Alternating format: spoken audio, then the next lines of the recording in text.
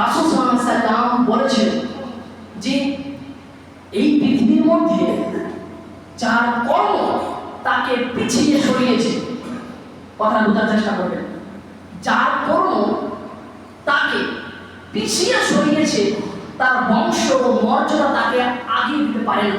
পারবে? পারবে?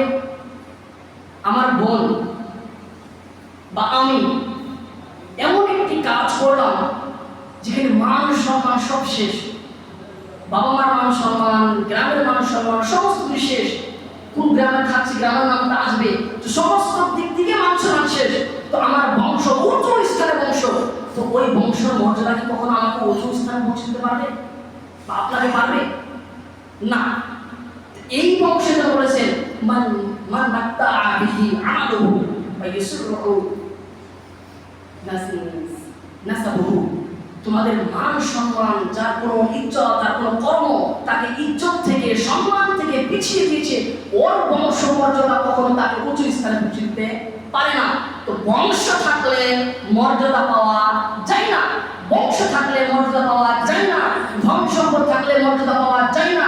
মর্যাদা পাওয়া যায় তাকওয়ার মাধ্যম দিয়ে। আপনি আল্লাহকে ভয় করুন, আল্লাহ সুবহানাহু ওয়া তাআলা আপনাকে ইজ্জত বাড়িয়ে দিবে। আল্লাহ তাআলা আপনাকে ইজ্জত দিলে আপনাকে এই পৃথিবীর প্রত্যেকটা মানুষ চিনলে আপনাকে ইজ্জত করে দিবে যে এই মানুষটা অমুক জায়গা থেকে এরকম আছে। তাহলে এই ইজ্জত তো প্রথম আল্লাহ তাআলার পক্ষ থেকে আসছে, এই জন্য ইজ্জত প্রত্যেকটা জায়গা থেকে আসবে।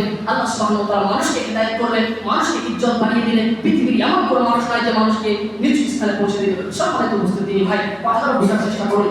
সংক্ষিপ্ত বক্তব্য ইতি করছি। আল্লাহ সুবহানাহু ওয়া তাআলা আমাদেরকে তাকওয়া অর্জন করার তৌফিক দান ফরমায়, আমিন।